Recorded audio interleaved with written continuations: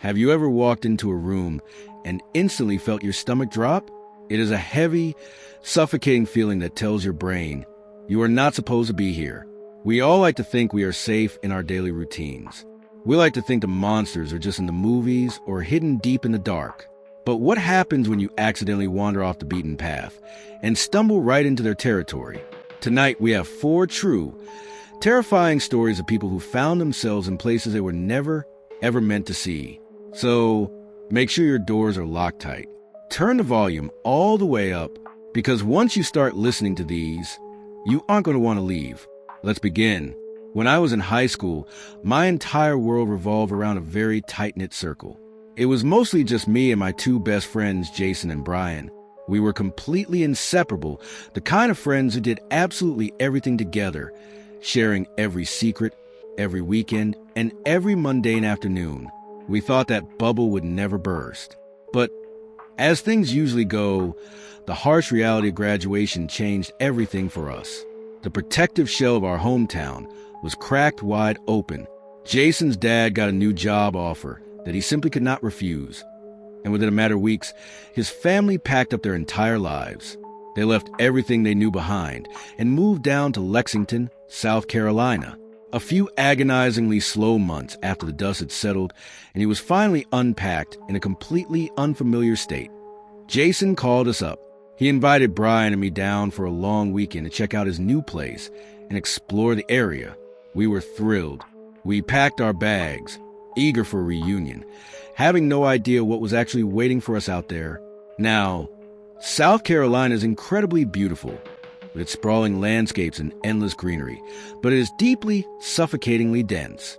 It is the kind of rural area where modern civilization just vanishes into thin air the second you step off the pavement. There are places out there where the modern world hasn't touched the soil in decades.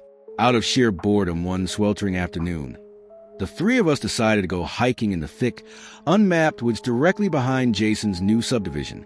We had heard a rumor from a neighbor that there was a scenic river out there, a hidden gem tucked away beneath the canopy that we wanted to find. The sun was shining. The sky was a brilliant blue, and we thought it would just be a casual, easy afternoon walk to kill some time. We were laughing, joking about the old days, feeling completely invincible. We had absolutely no idea we were walking straight into a waking nightmare. We found the river easily enough.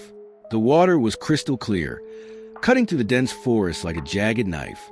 It was peaceful, profoundly isolated, and completely silent except for the gentle rush of the current over the smooth stones.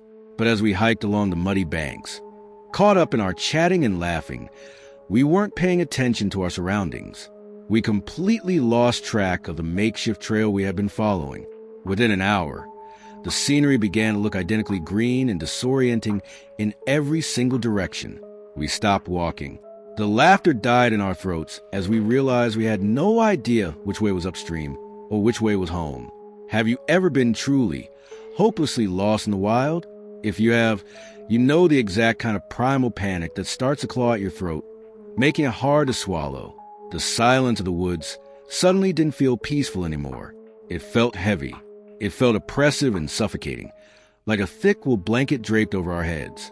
We strained our ears, hoping for a familiar noise, but there were no sounds of cars crunching on gravel, no distant sirens echoing over the trees, nothing but the wind howling through the branches, mocking us. The sun was beginning its slow descent, casting long, skeletal shadows across the forest floor. We needed to find a phone, and we needed to find it fast before the darkness swallowed us completely. So we made a choice. We kept following the winding river, praying with every step that it would eventually lead to a paved road, a bridge, or a hiker's cabin. We pushed through thickets of thorns that tore at our clothes and scratched our arms, leaving thin trails of blood. Eventually, the thick, thorny brush suddenly broke, opening up like a curtain. We stepped into a massive, sprawling clearing. Sitting right there in the middle of nowhere, miles from any paved street or town that we knew of, was a building. It looked like an old, forgotten church, something ripped straight out of a history book. It was constructed of decaying red bricks, completely encroached by dead, twisting vines and thick, thorny bushes that seemed to be actively trying to pull the structure back down into the earth. The dirt parking lot in front of it was deeply rutted, uneven, and overgrown with tall, sickly-looking weeds. But as our eyes adjusted to the harsh sunlight glaring off the property, we realized a horrifying truth. It wasn't abandoned.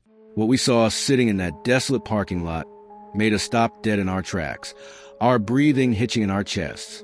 I still get violent chills just picturing it in my head to this day. Lined up perfectly in a precise, deliberate row facing the church were 4 identical cars. They looked like classic Chevy Novas straight out of the 1970s or early 80s. But they were decaying. They were heavily rusted out, the metal flaking away like dead skin. They were covered in thick layers of baked-on dirt, with all their tires completely flat, the rubber rotting deep down into the soft soil. They hadn't been moved in years, maybe decades, and all 4 of them used to be painted a stark, sterile white. As we stood there at the edge of the tree line, paralyzed with confusion, trying to make sense of why 4 rotting vintage cars were sitting in the middle of absolute nowhere, a sudden sound drifted out from the heavy, arched wooden doors of the church. The sound cut through the dead silence of the clearing like a siren. It was singing. It was faint, warbling, old-time gospel music, the kind you would hear on a scratchy vinyl record from a century ago, accompanied by a horribly out-of-tune piano that plinked and echoed. Despite the bizarre circumstances, our rational brains took over. We let out a massive sigh of relief. Where there is a piano playing, and where there is singing, there are human beings. And where there are people, there has to be a telephone, or at least someone who can point us toward a highway. We cautiously walked across the overgrown dirt lot, the dry weeds crunching loudly beneath our sneakers. We climbed the crumbling stone steps, the mortar turning to dust under our weight. Jason reached out his trembling hand and gently pushed the heavy, brass-handled main doors open, just enough to peek down the dimly lit center aisle. Listen to me very closely right now, because this next moment is burned into the deepest, darkest part of my memory until the day I die. Inside, the church was severely dilapidated, smelling strongly of mildew and rotting wood. Dust hung thick in the stagnant air, catching the slivers of sunlight that pierced through the grime-covered stained glass windows. Sitting rigidly in the rotting wooden pews were maybe 24 people. They were dressed in what you could call their Sunday best, though the clothes were ragged, faded, moth-eaten, and completely decades out of style. The men wore faded, ill-fitting suits, and the women wore long, drab dresses that swept the dirty floorboards. At the very front of the room, sitting on a crooked wooden bench, an elderly woman with pure, wispy white hair and thick, horn-rimmed glasses was aggressively playing the piano. We took a single, hesitant step inside the sanctuary. The ancient floorboards let out a sharp, agonizing creak beneath our sneakers. The sound was deafening. Instantly, the old woman slammed her wrinkled hands down hard on the piano keys. The music abruptly stopped. A jarring, dissonant, horrifying chord echoed violently off the peeling plaster walls, ringing in our ears. She didn't gasp in surprise. She didn't flinch. She didn't politely ask who we were or what we wanted. She just slowly, mechanically turned her head over her shoulder and stared directly at us. Her face was completely devoid of any recognizable human emotion. Her eyes were empty, hollow, and dead. The silence that followed was so profound it physically hurt my ears. But she wasn't the only one who noticed us. What the rest of the congregation did next made the blood run absolutely cold in my veins. In perfect, horrifying, synchronized unison, every single person sitting in that church slowly lowered their faded sheets. The heavy wooden pews groaned and snapped under their shifting weight as all 24 people slowly turned their bodies around to face the back doors where we were standing. 24 pairs of vacant, dead, unblinking eyes locked onto us simultaneously. They were glaring. A dark, visceral, unwelcoming hostility radiated from their faces in absolute, deafening silence. It felt like walking into a predator's den and having an entire pack turn to look at you. Jason swallowed hard, the sound audible in the deadly quiet room. He took a tiny step forward, his voice visibly shaking as he tried to speak. "We are so sorry to interrupt your service," he stammered, his hands raised in a gesture of surrender. "We are hopelessly lost in the woods back there. We just wanted to use your phone, if you have one, to call my folks to come get us. We don't want any trouble." Silence. Nobody blinked. Nobody whispered a word to the person sitting next to them. Nobody nodded in understanding. The absolute dead quiet of that room felt like a physical, suffocating weight pressing violently against my chest, squeezing the air out of my lungs. Every instinct in my body was screaming at me to run, to flee, to get as far away from these people as humanly possible. We didn't dare say another word. We didn't wait for an answer. We slowly, cautiously backed out the door, terrified to turn our backs on them. Finally pulling the heavy door shut and letting the latch click firmly behind us, we looked at each other, our eyes wide with sheer, unadulterated terror, and started walking as quickly as we could down the deeply rutted dirt road leading away from the parking lot. Brian looked over at me, his face pale white and slick with sudden cold sweat. "Did you guys notice?" He whispered, his voice cracking with fear. There wasn't a single cross in that entire building. No crucifixes, no Bibles, nothing Christian at all. It was completely bare. I felt a fresh wave of nausea hit my stomach. I glanced back over my trembling shoulder to look at the crumbling church one last time, hoping to see it shrinking in the distance, and my heart dropped straight through the floor. Standing out on the dirt road, completely blocking the front of the church, and our only path back the way we came, were a dozen men. They had silently, quickly followed us out of the building. They weren't yelling threats. They weren't holding any visible weapons. They were just standing shoulder to shoulder in a perfectly straight line, staring at us with those same dead, hostile eyes, watching us intently as we tried to walk away. The message was clear. We were not welcome, and we were being hunted. We didn't walk anymore. The illusion of staying calm shattered. We sprinted. We ran up that winding dirt road for what felt like a solid, agonizing half hour, our shoes slipping on the loose gravel, our lungs burning like they were filled with acid, our legs aching with every stride. We constantly looked back over our shoulders, expecting at any second to see them sprinting through the trees, closing the distance. Finally, just as my legs felt like they were going to give out entirely, the dirt road aggressively spit us out an ancient, run-down gas station sitting on the edge of a desolate two-lane highway. We burst through the front doors, the little bell above the frame ringing frantically. The air inside smelled strongly of stale tobacco and old motor oil. The shelves lining the aisles were mostly empty, coated in a thick, undisturbed layer of gray dust. Behind the scratched plexiglass counter stood an older man with leathery, overly tanned, sun-damaged skin and a filthy, grease-stained baseball cap pulled low over his eyes. He was hunched over, reading a ragged, yellow paperback book.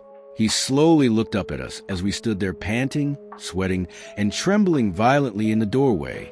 "You boys lost, huh?" he rasped, his voice sounding like sandpaper. He didn't sound surprised at all. He didn't ask why we looked so terrified. He just slowly raised a long, dirty finger with a cracked nail and pointed toward the grime-covered window. "Just head out the doors the way you came in. Make a hard left at the ditch. Follow it to a rotting telephone pole, then go right down the deer trail. It'll take you straight to the main highway. Don't stop walking until you hit the asphalt." We thanked him profusely, our voices breathless, and hurried back outside into the rapidly fading daylight, desperate to put distance between us and this entire cursed area.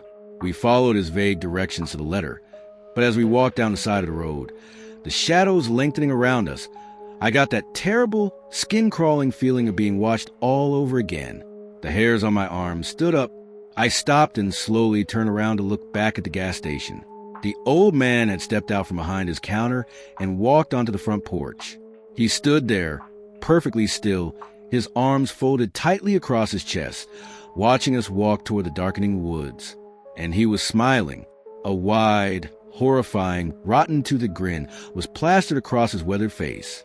It was a smile of someone who knew a dark secret. He knew exactly what was out there in those woods. He knew exactly who those people in the church were. We pushed forward, fueled by pure adrenaline, and finally found the highway just as night completely fell, the sky turning a deep, bruised purple, plunging the world into darkness. We stood on the shoulder of the road, frantically waving our arms at the few cars that passed. But no one stopped for us. They just sped up, their headlights washing over our desperate faces. Finally, after what felt like hours of standing in the pitch black, The glorious red and blue flashes of a police cruiser lit up the darkness in the distance. The officer pulled over, tires crunching on the gravel, and led us into the safe, brightly lit back seat of his cruiser. We babbled out our entire terrifying story at lightning speed, stumbling over our words, giving him Jason's address. The cop listened in silence, gripping the steering wheel, and let out a low, slow whistle. "You boys are miles from that subdivision," he said, shaking his head slowly. "You are incredibly, incredibly lucky I found you when I did." As he drove us a long way home in the dark, the radio crackling softly, the officer looked at us through the rear-view mirror. His face was dead serious. The lines around his eyes hardened. "Don't ever go back into those woods again," he warned softly, his voice barely above a whisper. "There are some crazy, extremely dangerous folks out there living off the grid." Which folks? People who don't follow the laws of the rest of the world. People go wandering and they're looking for an adventure, and they do not come out. This next terrifying story takes me back exactly 8 years ago. I was 19 years old, fresh out of high school, feeling invincible, and living in a small, exceptionally quiet town in rural New Jersey.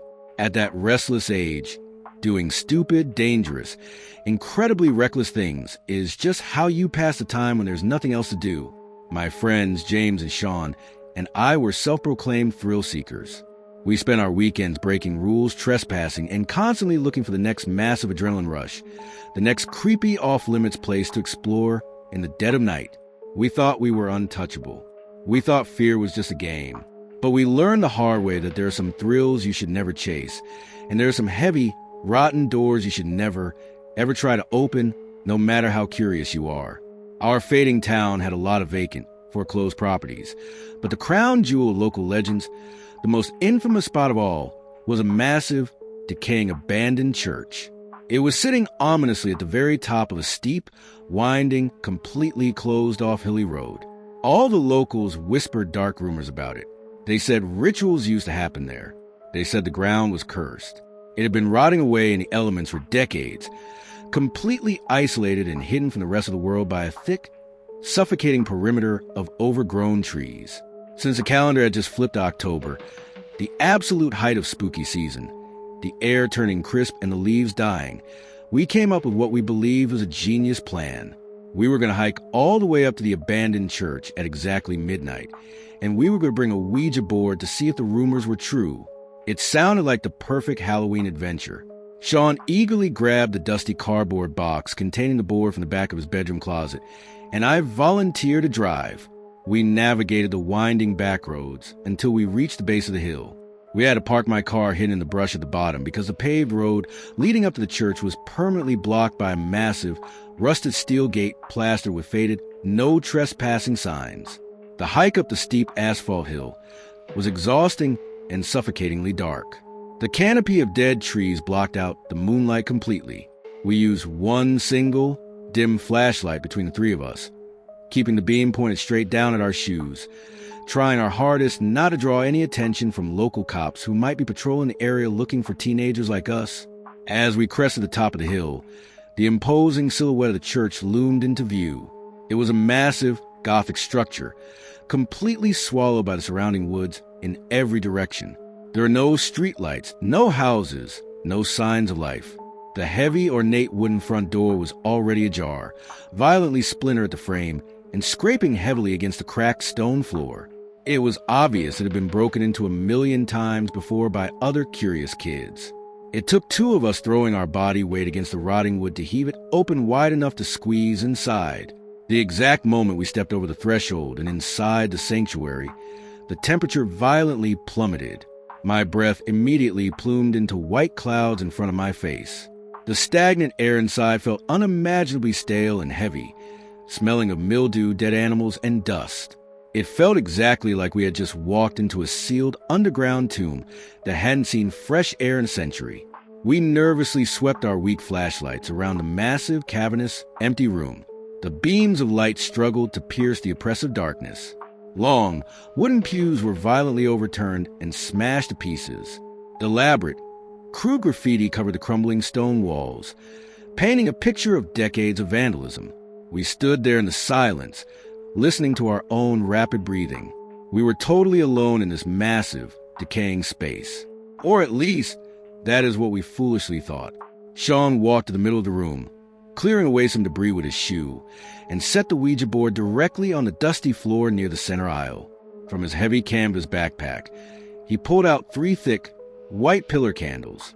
For the aesthetic, he laughed nervously, though his voice wavered, betraying his fear. He carefully placed them in a perfect triangle formation around the edges of the board and clicked a lighter, lighting them one by one. The tiny flames flickered and danced. Then, holding his breath, he reached over and clicked off our only flashlight. The absolute darkness of the church instantly rushed in around us like a physical wave, swallowing us whole.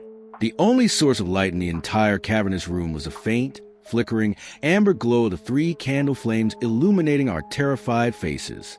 We couldn't see more than 6 feet in any direction. Beyond our tiny circle of light was just pure, suffocating, pitch-black emptiness. We slowly lowered ourselves to the freezing stone floor, crossing our legs, and placed our trembling fingers as lightly as possible on the plastic planchette, sitting in the center of the board. Sean cleared his dry throat, the sound echoing unnaturally loud off the high, vaulted ceilings above us. "Is anybody there?" he asked, pitching his voice into the darkness, attempting to sound confident and commanding. For a long, agonizing minute, absolutely nothing happened. The silence was deafening, broken only by the soft hissing of the candle wicks. We stared at each other, the tension thick enough to cut. Then, slowly, with a sickening grinding sound against the cardboard, the planchette began to slide across the board beneath our fingertips. We all chuckled nervously, the sound hollow and fake. I instantly assumed James was pushing it to mess with us. When you play with a Ouija board with your teenage friends in a creepy place, someone is always faking it to get a reaction. We were laughing quietly, breaking the tension, convinced it was just a dumb, cliché joke. We thought we were in total control of the situation. But then, a sound erupted from the suffocating darkness outside our circle of light that instantly froze the blood solid in our veins. It was a loud, violent, echoing crack. It was deafening, tearing through the silence like a gunshot. It echoed loudly from the very front of the church, shrouded in total darkness, right where the main altar would be. It didn't sound like the typical groaning of an old building settling into its foundation. It sounded aggressively intentional. It sounded exactly like a massive, solid piece of structure was being forcefully snapped completely in half by 2 immensely strong hands. We screamed, instantly ripping our hands off the board, tumbling backward over each other in a blind panic. We frantically fumbled in our pockets for our cell phones, hands shaking so badly we could barely grip them. We managed to turn the LED flashlights on and immediately aimed the blinding white beams directly at the altar at the front of the room. We swept the lights back and forth, illuminating the dust motes dancing in the air. Nothing. There was absolutely nothing there. Just empty, imposing shadows dancing erratically against the decaying, splintered wood of the choir loft. My heart was hammering so hard against my ribs, I thought it was going to break my chest open. "It is just an old building," James whispered, his voice trembling violently as he tried desperately to convince himself and us that there was a logical explanation. "It is just settling in the cold air. The wood is just shifting." We took a collective, shaky breath, slowly turned our phone flashlights off, plunging us back into the dim, terrifying candlelight, and hesitantly put our shaking fingers back on the plastic planchette. But the mood had completely shifted. Nobody was laughing anymore. The air in the room was so thick with pure dread you could cut it with a knife. The temperature seemed to drop another 10 degrees. "Are you friendly?" Sean asked, his voice visibly trembling now, stripping away any pretense of bravery. He was begging for a harmless answer. No movement from the board. Total, agonizing silence filled the cavernous space. We sat there completely paralyzed in the flickering candlelight, listening to the bitter autumn wind begin to howl violently outside the broken, jagged stained glass windows, rattling the loose frames. We sat completely still, barely daring to breathe, staring at the letters on the board, waiting for a supernatural response to spell itself out. But the horrifying response didn't come from the Ouija board. It came from the physical darkness, just a few dozen feet away from us, from the exact same pitch-black spot near the unseen altar where we had heard the deafening crack. A heavy, solid object sailed violently through the air. We couldn't see it coming. We only heard the terrifying whoosh of displaced air. It smashed down onto the stone floor right in the center of our tight circle with explosive force. We screamed in pure, unadulterated terror and scrambled backward on our hands and knees like frightened animals, crawling desperately over each other to get away from the center of the room. Sitting directly in the middle of the Ouija board, having completely shattered the plastic planchette into pieces, was a jagged rock the exact size of a golf ball. Someone or something had deliberately thrown it right at us with incredible accuracy. All three of us had our hands firmly placed on the board just a second before. We were staring right at each other's faces in the candlelight. There was absolutely, physically no way one of us did it as a prank. The horrifying realization crashed down on us like a tidal wave. Someone else was in the church with us. A living, breathing person was standing out there in the freezing dark, perfectly silent, watching us huddle around a candlelight, and they were hunting us. Survival instinct took over instantly. We didn't bother to grab our expensive cell phones that had clattered to the floor. We didn't grab Sean's backpack. We didn't even try to blow out the 3 candles. We just bolted. We scrambled to our feet and ran blindly down the center aisle, tripping over debris, screaming at the absolute top of our lungs for help. We threw our collective body weight against the heavy front door, tearing it open and spilling out onto the front steps. We sprinted blindly, recklessly down the pitch-black asphalt hill, our shoes slamming against the pavement, completely unable to see our own hands in front of our faces. We were convinced we could hear heavy footsteps chasing us down through the darkness. We didn't stop running, our lungs burning, until we violently slammed into the side of my parked car at the bottom of the hill. I fumbled frantically with the keys, dropping them twice before finally unlocking the doors. We piled inside, locking them instantly. I jammed the key into the ignition, peeled out the dirt shoulder, and sped away, my eyes darting to the rearview mirror every 2 seconds on the entire, silent drive back to James's house, terrified I would see a pair of headlights pursuing us. When we finally pulled into his driveway, we didn't go inside.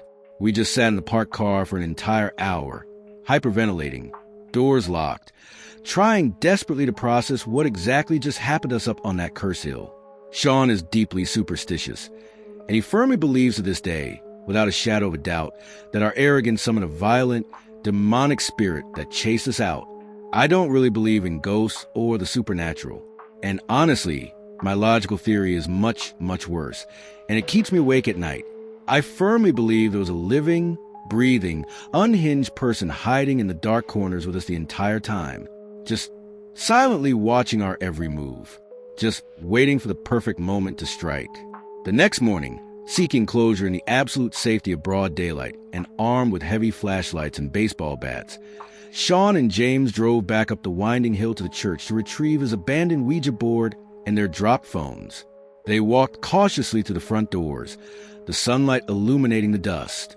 When they reached the center of the room, their blood ran cold all over again. The 3 pillar candles we had lit were still sitting exactly where we left them on the cold stone floor, melted down to puddles of wax. But the cardboard Ouija board, the shattered pieces of the plastic planchette, the heavy rock that had been thrown at us, and both of their cell phones were completely, inexplicably gone, swept entirely clean. This terrifying event happened just a few short years ago in Warren County, Georgia. If you have never had the displeasure of passing through, you need to understand that it is a deeply, profoundly rural, inland part of the state.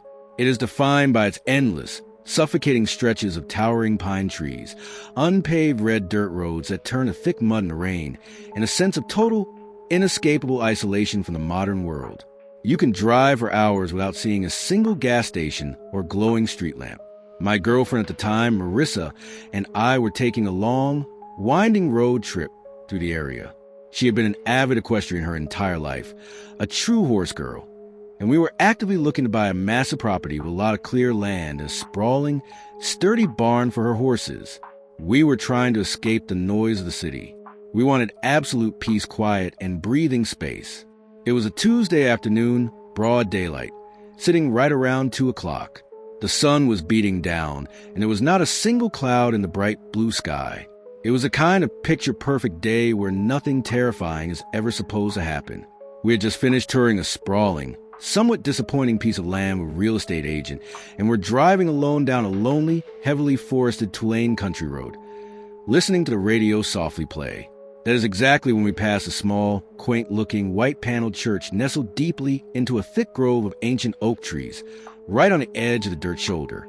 We are both raised Roman Catholic, and Marissa, being deeply faithful, always loved the tradition of visiting new, obscure parishes whenever we traveled to see the different architecture and communities.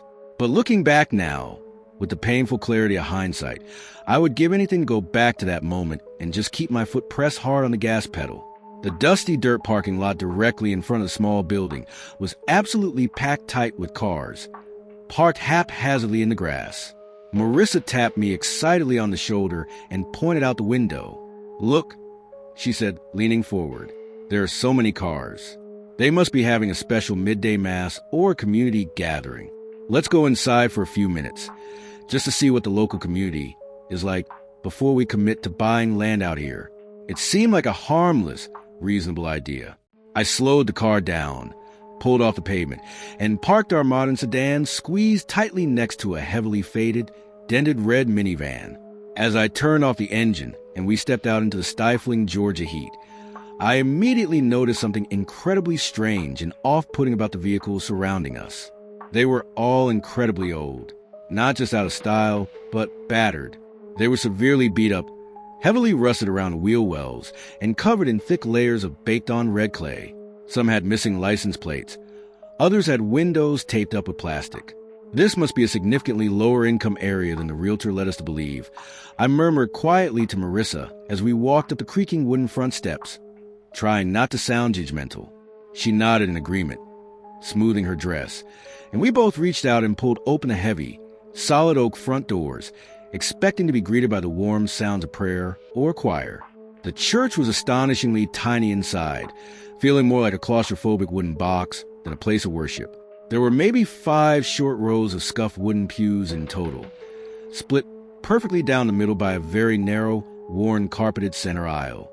The air conditioning was either broken or non-existent, leaving the air inside thick, hot, and smelling strongly of sweat and old wood. As I gently pushed the door open, trying not to let the hinges squeak, we slipped silently and respectfully into the very back row, hoping to just observe without interrupting. There were about 20 people gathered inside the small room. They were all sitting perfectly still in absolute, profound silence, their heads bowed low as if they were engaged in incredibly deep, focused prayer.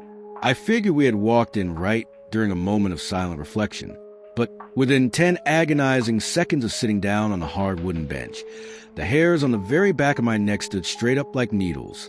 My internal alarm bells started screaming at me.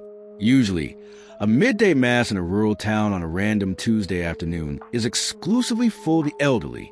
You expect to see grandmothers clutching rosaries, grandfathers leaning on canes, and retirees seeking fellowship. But as I looked closely at the backs of their heads lined up in the pews ahead of us, my stomach dropped. I realized something was terribly, terribly wrong with this picture. Every single person sitting in that sweltering room was a man, and they were not fragile, elderly men. They were massive, able-bodied, broad-shouldered men appearing to be in their rough 30s and late 40s. And not a single one of them was wearing anything remotely resembling traditional church clothes. There were no suits, no ties, no khakis. They were aggressively dressed in heavy, mud-caked steel-toe work boots, deeply torn and grease-stained denim jeans, and thick, sweat-stained flannel shirts despite the blistering heat of the day. And as I scanned the tiny room again, the true horror of the situation washed over me. Marissa was the only woman in the entire building. The silence in the room wasn't the peaceful, meditative silence of a church. It was agonizing, thick, and deeply hostile. It felt like a coiled spring ready to snap. Slowly, deliberately, the 3 large men sitting in the pew directly in front of us turned their heads over their shoulders to look back at us. They didn't offer a polite, welcoming smile. They didn't nod in acknowledgement of a fellow worshiper. They just stared at us. Cold, unblinking, terrifying, predatory stares that bored right through us, like a silent, sickening ripple effects spreading through a pond. The men sitting in the next row forward notice the staring. They turn around, too, their faces hard and expressionless. Within a matter of moments, all 20 massive men had completely turned their bodies around in their pews, ignoring whatever was happening at the front of the room, to silently glare at us in the dead, suffocating quiet of the church. And their cold, hard eyes weren't locked on me. They were locked directly, uncomfortably, and aggressively on Marissa.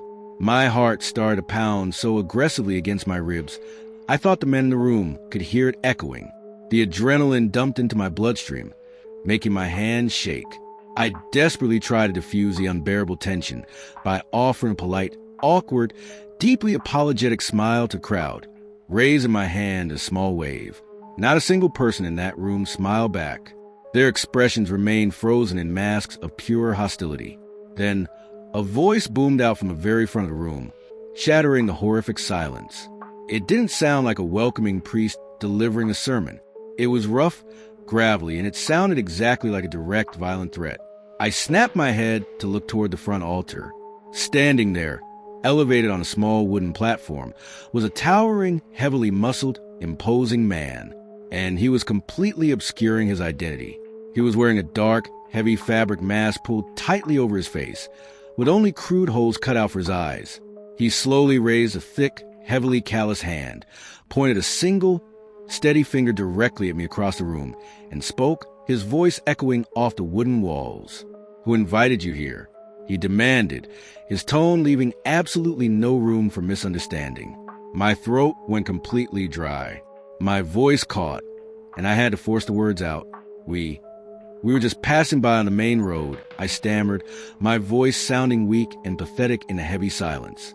We saw all the cars parked out front. We genuinely thought there was a regular Catholic mass going on. We didn't mean to interrupt your meeting. The massive, masked man took a heavy, deliberate step forward off the altar platform, the floorboards groaning under his boots. "You need to leave. Right now." It wasn't a request. It was an absolute command. As he said those words, every single man in the room leaned forward aggressively in their pews, their muscles tensing, looking like a pack of wolves preparing to lunge. I didn't hesitate for another fraction of a second. I grabbed Marissa's trembling hand with a crushing grip. "Come on," I whispered frantically. We didn't politely walk out. We bolted. We scrambled out of the pew, burst violently through the heavy front doors, letting them slam shut behind us, and sprinted down the wooden steps as fast as our legs could carry us. We dove frantically into our car, locking the doors the instant they shut. I jammed the keys into the ignition with shaking hands, threw the transmission violently into reverse, and peeled out of the dirt lot, tires spinning and kicking up a massive, blinding cloud of red dust. What the absolute hell was that? Marissa was hyperventilating in the passenger seat, tears streaming down her terrified face, gripping the dashboard. "I don't know," I yelled back, my own chest heaving as I slammed the car into drive and hit the gas, checking my rear view mirror constantly. I thought we had managed to escape. I thought the worst part was over and we were free. But when I looked up into the mirror to check the road behind us, the blood in my veins turned to absolute ice. A heavily rusted, dark gray van without any side windows was aggressively pulling out a church parking lot, its tires squealing against the asphalt, accelerating rapidly directly toward our rear bumper. "They are following us," I choked out, the reality of the nightmare sinking in. I slammed my foot as hard as I could on the gas pedal, tearing recklessly down the winding, completely empty rural roads, pushing my car well past the speed limit. The gray van didn't fall back. It stayed right with us, matching our speed perfectly. He wasn't riding my bumper trying to run me off the road, but he was intentionally maintaining a terrifyingly close distance, making sure I could see his grill, filling my mirror. He was relentless. He was hunting us down. "Pull up the GPS on your phone." I screamed at Marissa, panic fully taking over my mind. "Find the nearest police station. Find anything." Her hands shook so violently she dropped her phone twice before finally typing into the screen. "Warren County Sheriff's Office." She cried out, her voice cracking. "It says it's 3 miles ahead. You have to take a hard right at the next intersection." I didn't slow down for the turns. I took the corner so incredibly fast the tires shrieked violently against the hot pavement, throwing us against the doors. The heavy gray van matched every single erratic turn I made, never once losing sight of our taillights, staying glued to our path. Finally, after 3 miles of pure, unadulterated terror, the solid brick building of the sheriff's office suddenly appeared like a beacon of hope on the horizon. I didn't even bother to use my blinker or check for oncoming traffic. I just ripped the steering wheel violently to the right, jumping the curb slightly, and went flying recklessly into the public safety parking lot, slamming my foot hard on the brakes and coming to a screeching halt right next to a parked cruiser. We threw the car into park and just sat there, our chests heaving, gasping for air, staring wide-eyed out the rear window. Out on the main road, the gray van abruptly slammed on its brakes, slowing down to a crawl. It hovered ominously near the entrance to the police lot for a few agonizingly long seconds, the driver clearly assessing the situation and deciding if it was worth the risk. Then, with a roar of its engine, it violently accelerated and disappeared completely down the long stretch of highway, leaving us shaking in the safety of the police lot. When we were finally sure it was gone, we didn't even go inside to file a report because we had no license plate and no descriptions of faces. We just carefully merged back onto the highway and drove straight out of the county, heading all the way back home without stopping. We completely abandoned our search and never, ever looked at property listings in Warren County ever again. To this very day, years later, I still have absolutely no idea what kind of horrifying daylight cult meeting or criminal gathering we accidentally walked into. But what truly terrifies me the most, what keeps me staring at the ceiling at 2 a.m, is wondering why they felt a desperate need to follow us out of that lot. What were they planning to do to us to ensure our silence? What horrific fate would have awaited us if I had accidentally taken a wrong turn and driven us down a dead-end, isolated dirt logging road in the middle of those dense woods, instead of miraculously finding the police station? When I was 8 years old, I was an eager, dedicated member of the Cub Scouts. Every single Tuesday night, rain or shine, our local troop would hold our weekly 2-hour meetings safely inside the sprawling halls of a local Catholic elementary school, depending on the planned activities of the evening. Sometimes we would be running drills in the massive gymnasium. Sometimes we would be building crafts in the echoing cafeteria, or we would be split up into smaller dens in one of the many adjacent classrooms. To an innocent, trusting 8-year-old kid, that massive, sprawling school building felt like an impenetrable fortress of safety. It was filled with parents, teachers, and trusted leaders. It felt like a perfectly safe, intensely secure environment where nothing bad could ever possibly happen. But the terrifying reality of the world is that predators do not care about the unspoken rules of a sanctuary. They do not respect the boundaries of a church or a school. They just lurk in the shadows, blending in perfectly, waiting patiently and looking for a single, tiny open door. To truly understand the horror of what happened to me on that Tuesday night, I have to take you back a few days prior to the scout meeting. It was a typical Sunday morning, and I was attending morning mass with my mom and my older brother, just like we did every single week. We were running uncharacteristically late that morning, rushing to the parking lot. So by the time we pushed open the heavy wooden doors, the service had already started. The pews were entirely full, so we had to awkwardly slide into the very back corner of the church, as far away from the altar as possible. My mom and brother slid quickly into the crowded pew first, leaving me to sit right on the exposed outer edge, my shoulder practically brushing against the main aisle. About halfway through the long, droning service, as the priest was giving his homily, I suddenly felt a bizarre, intense, prickly sensation slowly wash over the back of my neck. It was that distinct, primal feeling of being intently watched by a predator. I slowly looked over my left shoulder, scanning the crowd standing along the perimeter. Standing casually against the cold stone back wall, leaning slightly with his hands buried deep in his coat pockets, was an older man. He had thick, smudged glasses that magnified his eyes and a stark, incredibly thick white mustache. And he was staring directly, unblinkingly, right at me the moment our eyes met, and he realized I caught him staring. He didn't look away embarrassed. Instead, he smiled, but it wasn't a warm, friendly, grandfatherly smile. It was this bizarre, highly exaggerated, deeply creepy contortion of his face, like he was trying way too hard to be silly and amuse a toddler in a grocery store. But I wasn't a toddler. I was an aware 8-year-old boy. And even at that young, naive age, my primal instincts instantly flared up, screaming at me that something was deeply, fundamentally wrong with this man. The way his eyes locked onto mine made my skin literally crawl with revulsion. I quickly looked away, forcing myself to stare straight ahead, trying desperately to focus my attention on the priest speaking at the front of the room. But I couldn't shake the terrible feeling. Every few seconds, the heavy, suffocating weight of his stare would compel me to look back. I could physically feel his eyes burning into the side of my head, singling me out from the crowd of hundreds of people. I would cautiously glance back over my shoulder, and every single time, without fail, he would immediately contort his face into another bizarre, silent, horrifyingly exaggerated expression aimed solely at me. It felt like a twisted, private game he was forcing me to play. My mom, who was incredibly perceptive, quickly noticed me nervously shifting my weight uncomfortably in the hard wooden pew and constantly glancing backwards. She leaned over to me, her brow furrowed in concern. "Just completely ignore him," she whispered sternly into my ear, before shooting a furious, protective, deeply dirty look directly at the strange man leaning against the wall. The next time I built up the courage to look over my shoulder, hoping my mom's glare had shamed him into leaving. The spot on the wall was empty. He was gone. I breathed a massive sigh of relief. I foolishly thought that was the absolute end of it. I thought it was just a weird, uncomfortable encounter with an eccentric local parishioner that I would eventually forget about. But I was entirely wrong. This man wasn't just a random, weird parishioner having a strange day. He was actively hunting, and he had found his target. Fast forward exactly 2 days later.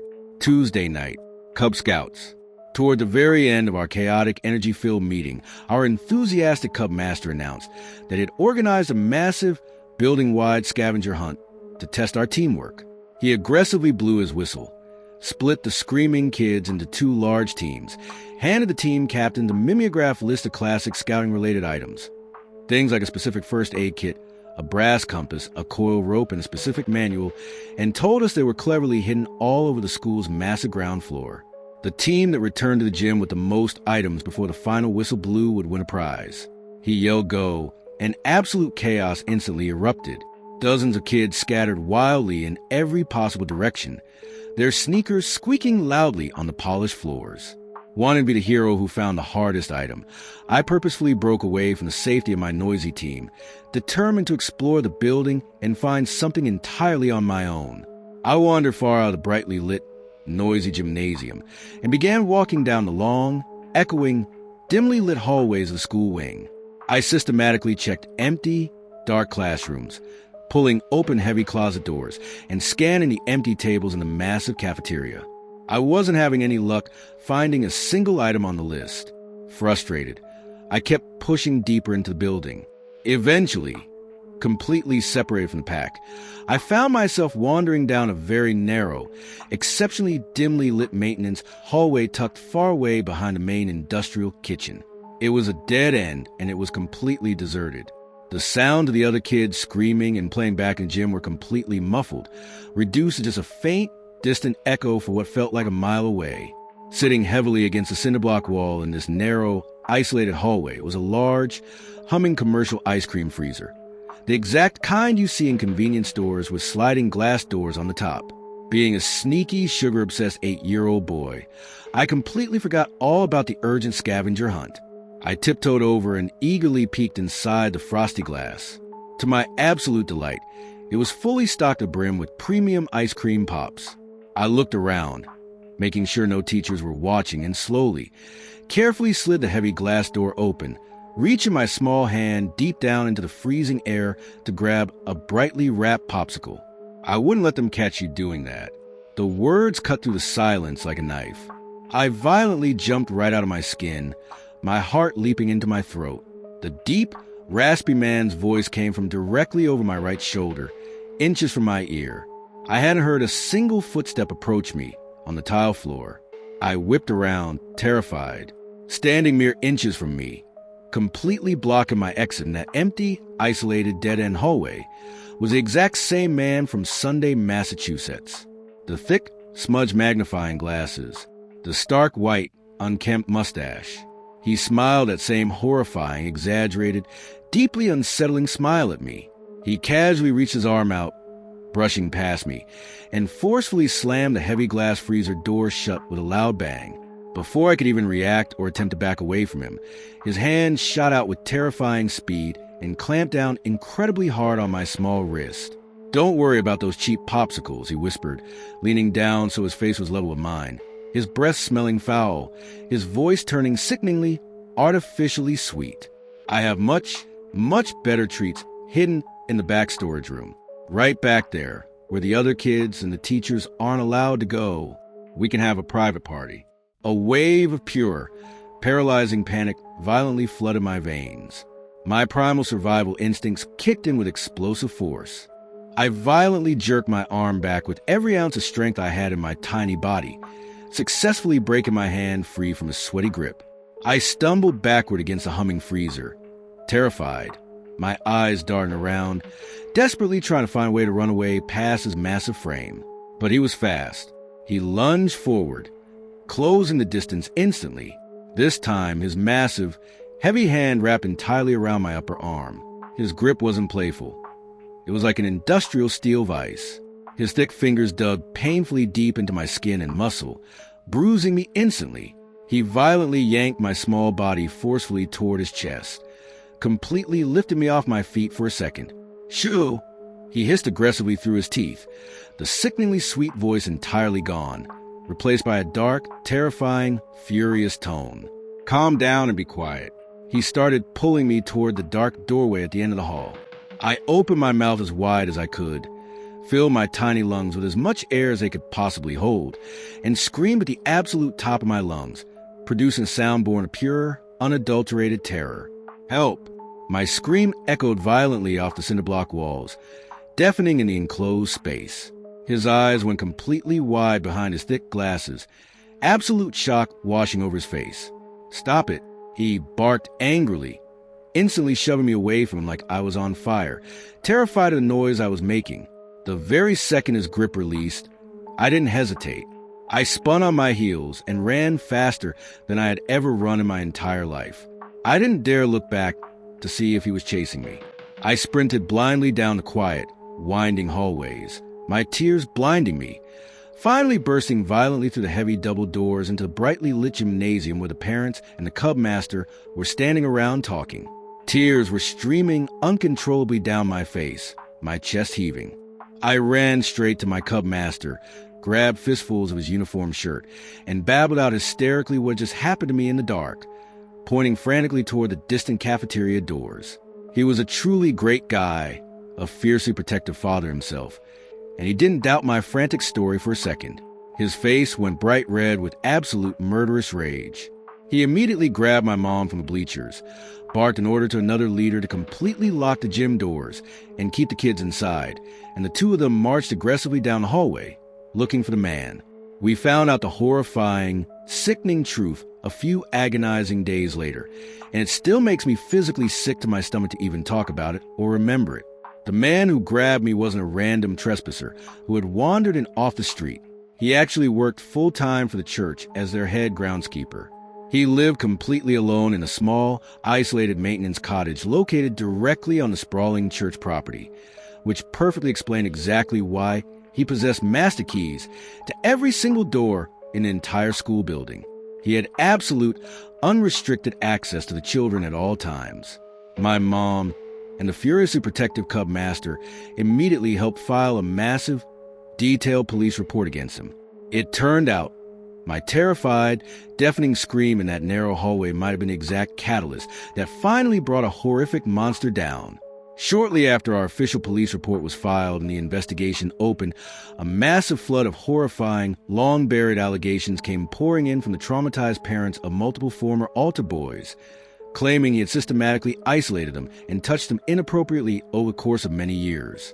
Facing a massive scandal, the church quietly but swiftly severed all ties with him, legally forcing him off the property and changing all the locks. I honestly don't know the final legal outcome. I don't know if he ever saw the inside of a cold prison cell, or if he just moved to another town to start over. But every single time my mind wanders back to that narrow, silent, dimly lit maintenance hallway, I am forced to realize exactly how terrifyingly close I came to becoming another statistic. I can only imagine in my darkest nightmares what he was actually planning on attempting to do to me if I had been foolish enough to willingly follow him into that back room. If I hadn't found the courage to scream, if he hadn't let go of my arm when he panicked, I would have been dragged violently into the dark, soundproof storage room, and no one in the gymnasium would have heard a single thing over the sound of the children playing. If you made it this far into the dark with me, you belong here.